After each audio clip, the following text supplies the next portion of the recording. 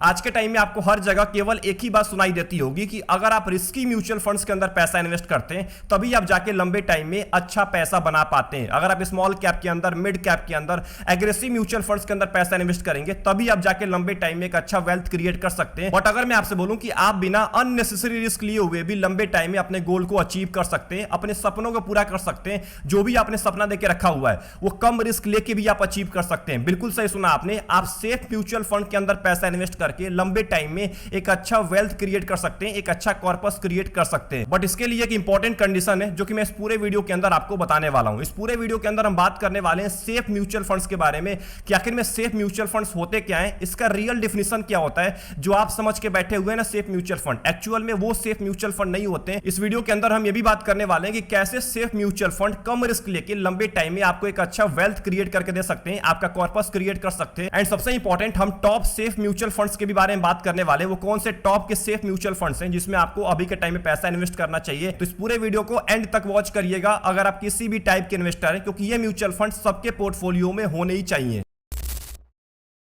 अब देखिए, बतौर इन्वेस्टर हमारे दिमाग में ना एक बहुत ही बड़ा मिथ डाल दिया गया है कि जो सेफ म्यूचुअल फंड्स होते हैं उनके अंदर 0% रिस्क होता है, मतलब कोई भी रिस्क आपको देखने को नहीं मिलता है। बट ये सबसे बड़ा मिथ है। आज मैं आपके मिथ को बस्ट करने वाला हूं, क्योंकि सेफ म्यूचुअल फंड के अंदर 0% नहीं रिस्क होता है। मैं ये नहीं बोल रहा हूं कि रिस्क बिल्कुल नहीं होता है। हाँ, उतना रिस्क नहीं होता जितना स्मॉल कैप के अंदर होता है, मिड कैप के अंदर होता है या एग्रेसिव म्यूचुअल फंड्स के अंदर होता है। इनके अंदर रिस्क होता है बट बहुत ही कम होता है, कम रिस्क होता है, जिससे क्या होता है कि शॉर्ट टर्म के अंदर में वोलेटिलिटी नहीं होती है। अब जब शॉर्ट टर्म के में ना वोलेटिलिटी नहीं होती है तो लोग पैसा नहीं निकालते हैं। वहीं अगर बात करें रिस्कियर म्यूचुअल फंड की तो वहां पे दिक्कत ये होता है कि शॉर्ट टर्म के अंदर में बहुत ज्यादा गिरावट देखने को मिलता है। अब इसके वजह से क्या होता है कि इन्वेस्टर्स पैनिक होकर उन म्यूचुअल फंड को सेल करना स्टार्ट कर देते हैं। इसीलिए लंबे टाइम के अंदर में लोग हाई रिस्की म्यूचुअल फंड के अंदर वेल्थ क्रिएट नहीं कर पाते, क्योंकि वो पहले ही पैसा निकाल लेते हैं। बट अगर बात करें सेफर म्यूचुअल फंड की तो ये आगे निकल जाते हैं यहीं पे रिस्की म्यूचुअल फंड से, क्योंकि सेफर म्यूचुअल फंड कम वोलेटाइल होते हैं, ये आपके पैसे को स्टेबल कंपनीज के अंदर इन्वेस्ट कर रहे होते हैं, लार्ज कैप कंपनीज के अंदर।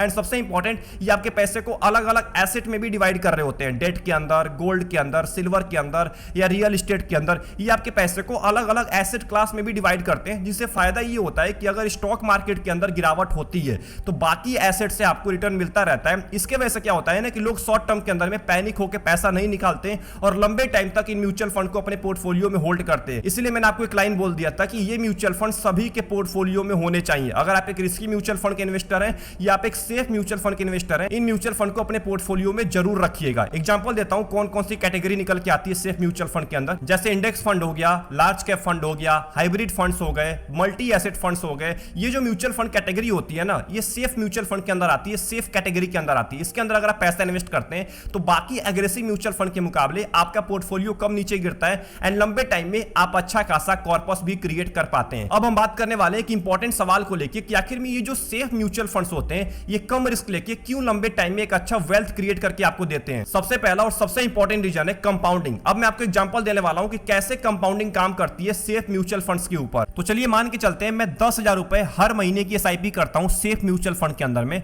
और मैं अगले 20 साल के लिए करने वाला हूं। भाई साहब, मेरा जो गोल है वो अगले 20 साल का है और मेरे को जो रिटर्न की उम्मीद है वो लगभग 13% की है। मैं इतना ही रिटर्न की उम्मीद कर रहा हूं, मैं ज्यादा रिटर्न की उम्मीद नहीं कर रहा हूं, एक सेफ रिटर्न की उम्मीद कर रहा हूं 13%। तो एक बार देख लेते हैं कि आखिर में कितना कॉर्पस निकल के आता है 20 साल के बाद। तो यहां पे जो कॉर्पस निकल के आया वो लगभग 1,14,00,000 का कॉर्पस निकल के आता है और मैंने टोटल पैसा इन्वेस्ट किया है लगभग 24 लाख रुपए, और मेरी जो वैल्यू बनी है, मतलब मेरा जो रिटर्न बना है वो लगभग 90 लाख का बना है। मतलब मैंने 20% पैसा इन्वेस्ट किया है और कॉर्पस निकल गया है लगभग 80%। मतलब 1,14,00,000 की भी वैल्यू कोई कम नहीं है। बहुत सारे लोग हैं आज के टाइम में जो कुछ लाख ही अचीव करना चाहते हैं। मैं तो करोड़ अचीव कर चुका हूं केवल 13% का रिटर्न लेके आने वाले 20 साल के अंदर में, और मैंने इसके अंदर कोई भी स्टेप अप नहीं किया है। अब हम एक बार देख लेते हैं कि अगर हम इसको हर साल 10% से बढ़ाते हैं तो आखिर में कितना 20 साल के बाद कॉर्पस होने वाला है। तो यहां पे मैंने सेम अमाउंट लेके रखा हुआ है 10,000 रुपए, बट इसके अंदर मैंने 10% का स्टेप अप ऐड कर लिया है। रिटर्न मेरे को 13% का ही मिलने वाला है और मेरा टेन्योर लगभग 20 साल का होने वाला है। तो मेरे को जो कॉर्पस निकल के आता है वो निकल के आता है 2.14 करोड़ का। वहां पे कितना निकला था?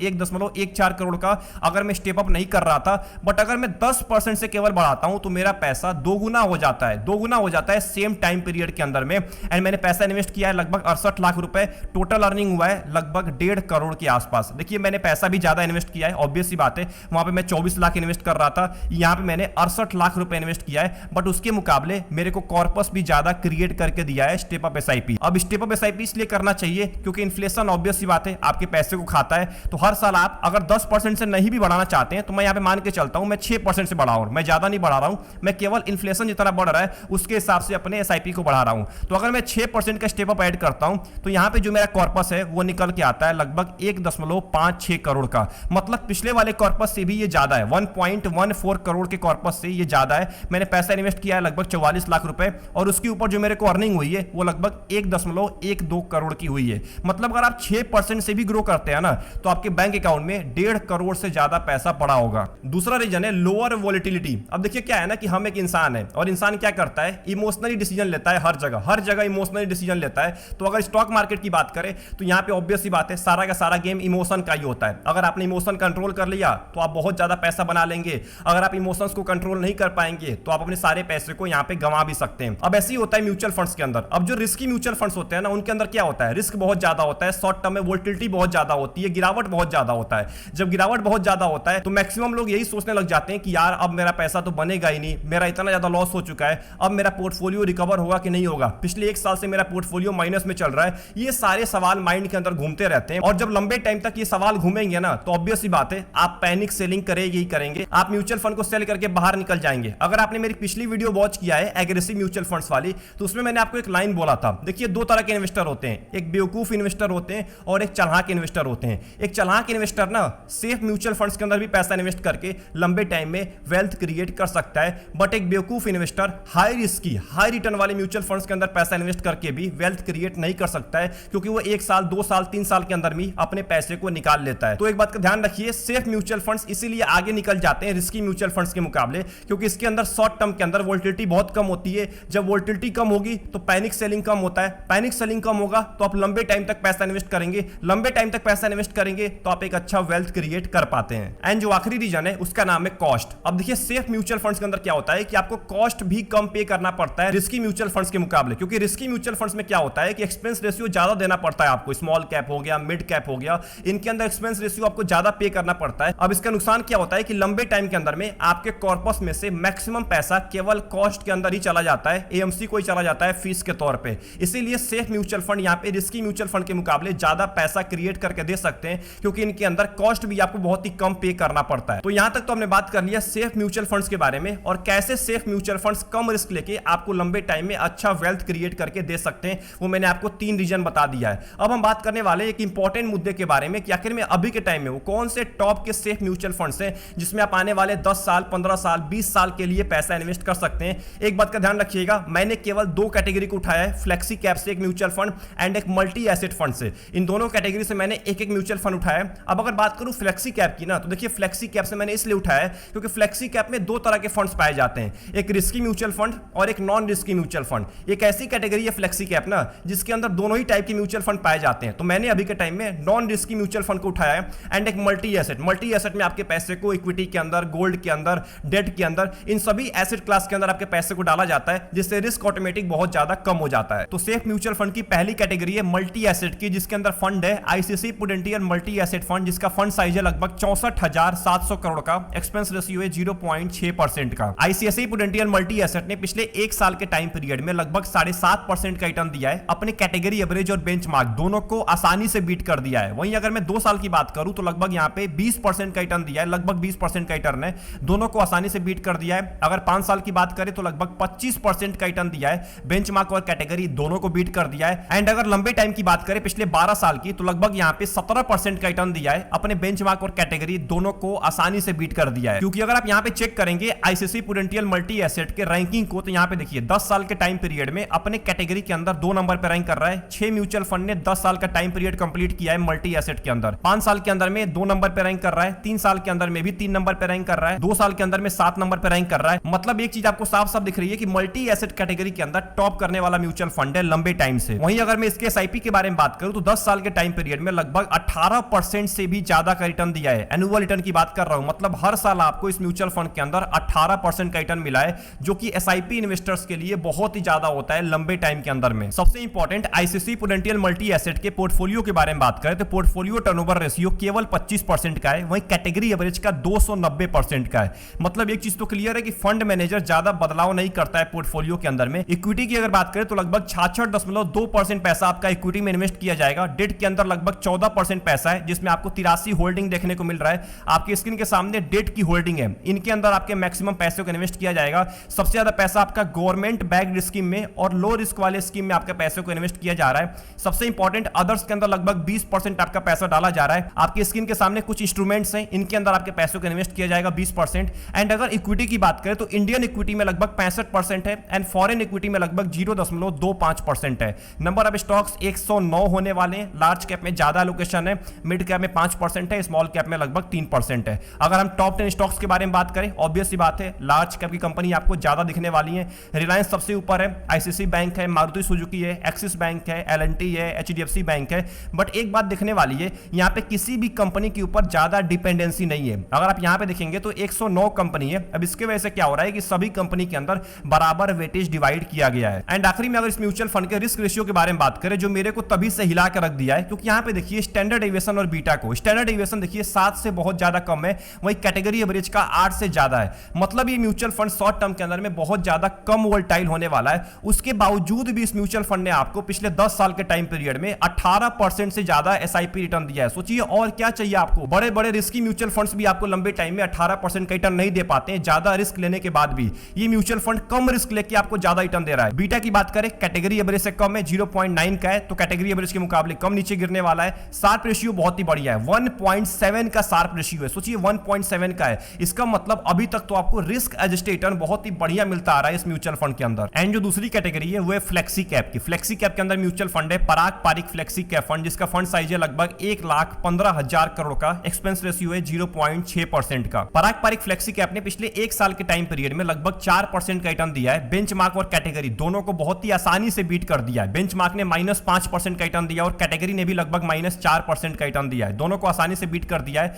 अगर मैं शॉर्ट टर्म की बात करूं पिछले 3 महीने की, तो 3 महीने में देखिए बेंचमार्क -3% नीचे गिरा हुआ है, कैटेगरी -2% नीचे गिरा हुआ है और ये केवल 0.58% ही नीचे गिरा हुआ है। यही इन म्यूचुअल फंड्स को बाकी म्यूचुअल फंड्स के मुकाबले अलग बनाता है। जब मार्केट नीचे गिर रहा होता है ना, उस टाइम पर ही आपके पोर्टफोलियो को बहुत ज्यादा बचा के रखते हैं। अगर 2 साल की बात करें तो यहां पे देखिए लगभग 21% का रिटर्न दिया है। बेंचमार्क और कैटेगरी को आसानी से बीट कर दिया है। 5 साल की बात करें तो लगभग 23% का रिटर्न दिया है, यहां पे बेंचमार्क कैटेगरी को बीट कर दिया है। एंड अगर लंबे टाइम की बात करें पिछले 12 साल की, तो लगभग आपको 19-20% का रिटर्न दिया है। बेंचमार्क और कैटेगरी दोनों को बहुत ही आसानी से बीट कर दिया है। क्योंकि अगर आप यहां पे पराग पारिक फ्लेक्सी कैप के रैंकिंग के ऊपर नजर डालेंगे तो यहां पे देखिए 10 साल के टाइम पीरियड में 2015 से लेकर अभी तक अपने कैटेगरी के अंदर 2 नंबर पे रैंक कर रहा है, 5 साल के अंदर में 7 नंबर पे रैंक कर रहा है, 3 साल के अंदर में 5 नंबर पे रैंक कर रहा है, 2 साल के अंदर में 6 नंबर पे रैंक कर रहा है एंड 1 साल के अंदर में 1 नंबर पे रैंक कर रहा है। इतना ज्यादा एसेट अंडर मैनेजमेंट होने के बाद भी आज भी ये फंड पूरे के पूरे फ्लेक्सी कैप कैटेगरी के अंदर डोमिनेट कर रहा है। पिछले 1 साल के टाइम पीरियड में जब मार्केट की धज्जियां उड़ चुकी हैं, उस टाइम पे म्यूचुअल फंड सबसे बढ़िया परफॉर्मेंस दे रहा है। वहीं पे अगर हम इसके एसआईपी के बारे में बात करें तो यहां पे देखिए 10 साल के टाइम पीरियड में लगभग आपको 20% से ज्यादा रिटर्न दिया है। और क्या चाहिए आपको? आपको कम रिस्क लेना है और कम रिस्क लेके अगर आपको लंबे टाइम में 18% का, 17% का, 16% का भी आपको रिटर्न मिल रहा है ना,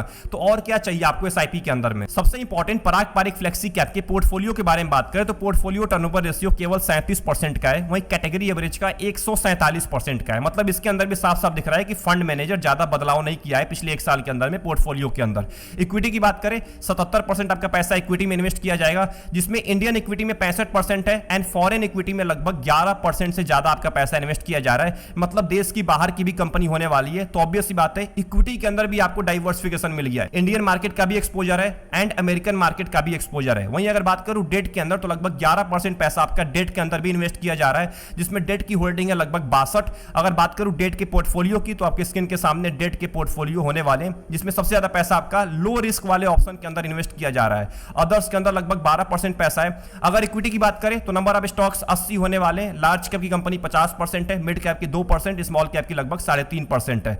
टॉप 10 स्टॉक्स के अंदर ऑब्वियस सी बात है आपको लार्ज कैप की कंपनी ज्यादा दिखेंगी। एचडीएफसी बैंक हो गया, बजाज होल्डिंग हो गया, पावर ग्रिड हो गया, कोल इंडिया, आईसीसी बैंक, आईटीसी हो गया, इनके अंदर आपके मैक्सिमम पैसे को इन्वेस्ट किया जाएगा।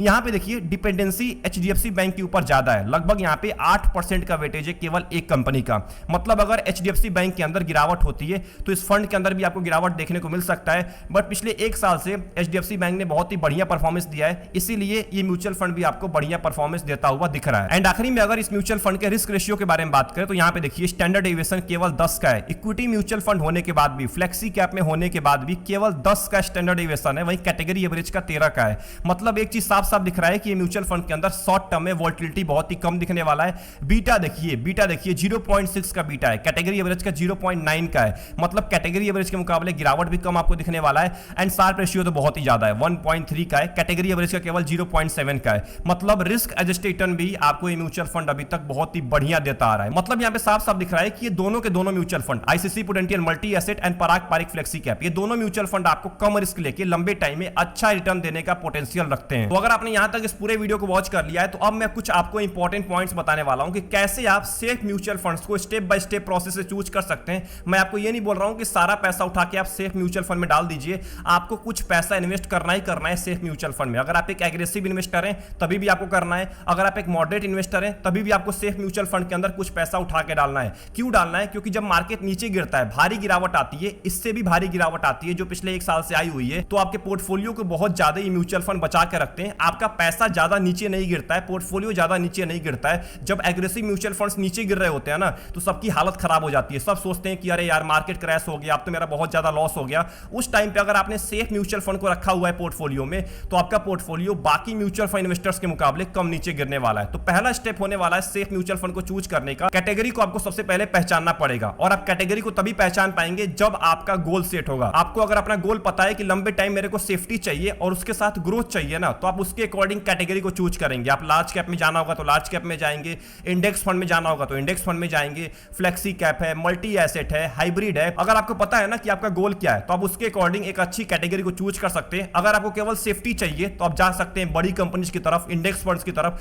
अगर आपको सेफ्टी प्लस ग्रोथ भी चाहिए तो आप flexi cap, multi asset, hybrid in mutual fund को चूज कर सकते हैं। दूसरा स्टेप है एक्सपेंस रेशियो को जरूर चेक करिए। बहुत सारे लोग होते हैं जो एक्सपेंस रेशियो को पूरी तरीके से इग्नोर करते हैं। आपको एक्सपेंस रेशियो के बारे में पता होना चाहिए कि आपका म्यूचुअल फंड आपसे कितना कॉस्ट ले रहा है। एग्जिट लोड हो गया, एक्सपेंस रेशियो हो गया, इसके बारे में जरूर रिसर्च करिए सेफ म्यूचुअल फंड को चूज करने से पहले। तीसरा सबसे इंपॉर्टेंट है ट्रैक रिकॉर्ड। आपको पता होना चाहिए कि जो आपका सेफ म्यूचुअल फंड है वो पिछले 5 से लेकर 10 साल के अंदर में कैसा परफॉर्मेंस दिया है। क्या उसने अपने बेंचमार्क कैटेगरी एवरेज को बीट किया है कि नहीं बीट किया है, ये सब चीजें आपको पता होनी चाहिए। अगर बीट किया है तभी आप उस म्यूचुअल फंड के अंदर पैसा इन्वेस्ट करिएगा। चौथा स्टेप है पोर्टफोलियो कंसंट्रेशन। अब देखिए क्या है ना, आज के टाइम में बहुत सारे ऐसे म्यूचुअल फंड है, सेम कैटेगरी के म्यूचुअल फंड है जिनमें पोर्टफोलियो सेम होता है। टॉप की 10 कंपनी लगभग सेम होती है, सेम ही वेटेज होता है। तो आपको सेम वेटेज वाले, सेम कंपनीज वाले एक से ज्यादा म्यूचुअल फंड नहीं रखने हैं पोर्टफोलियो के अंदर। अगर आपने एक सेफ म्यूचुअल फंड को चूज कर लिया है और उसके अंदर कुछ कंपनीज हैं तो आपको दूसरा mutual fund same to same नहीं चूज करना है जिसमें सेम ही कंपनीज है। अब इससे क्या होता है कि जब मार्केट बुल रन में होता है तो आपको लगभग सेम ही रिटर्न मिल रहा होता है दोनों म्यूचुअल फंड से। तो आपको केवल एक ही म्यूचुअल फंड रखना है,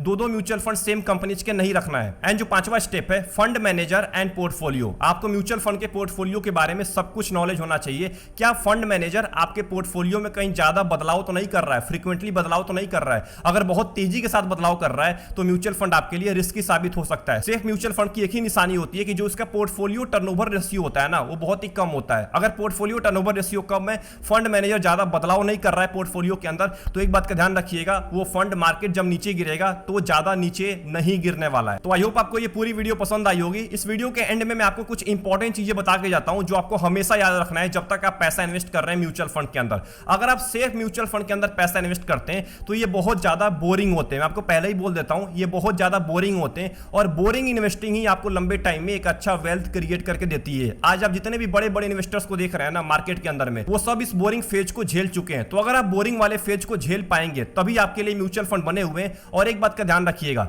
इन्वेस्टिंग में तभी मजा आता है जब आप बहुत ज्यादा बोर हो चुके हो। आप एक ही बार एक ही टाइम में पैसा इन्वेस्ट कर रहे हैं, आपको कभी कभी म्यूचुअल फंड रिटर्न भी नहीं दे रहे होते हैं, तभी भी आप पैसा इन्वेस्ट कर रहे होते हैं, तभी भी अपने एसआईपी को कंटिन्यू कर रहे होते हैं। जब आप इस फेज को बर्दाश्त कर लेते हैं ना, आप पैसा इन्वेस्ट करते हैं फिर भी आपको रिटर्न नहीं मिलता है, फिर भी आप पैसा इन्वेस्ट करते हैं, तो आप लंबे टाइम में अच्छा वेल्थ क्रिएट कर पाते हैं। और इसी टाइप के इन्वेस्टर लंबे टाइम में पैसा बना पाता है म्यूचुअल फंड के अंदर। नहीं तो बाकी सभी लोग जितने एक्साइटमेंट के साथ मार्केट में एंट्री करते हैं ना, उतने ही डिप्रेस होकर बाहर भी निकल जाते हैं 1 से लेकर 2 साल के अंदर में। आई होप आपको वीडियो पसंद आई होगी। वीडियो पसंद आई, वीडियो को लाइक कर दीजिएगा एंड चैनल को जरूर सब्सक्राइब कर लीजिएगा। ऐसे इंफॉर्मेटिव वीडियोज आपके लिए आती रहती हैं। आपका क्या ओपिनियन है सेफ म्यूचुअल फंड्स को लेके, और क्या आपने अपने पोर्टफोलियो के अंदर एक सेफ म्यूचुअल फंड लेके रखा हुआ है, ये भी कमेंट बॉक्स के अंदर टाइप करना मत भूलिएगा। मिलते हैं एक और इंपॉर्टेंट वीडियो के अंदर, अपना ध्यान रखिए, best of luck, take care.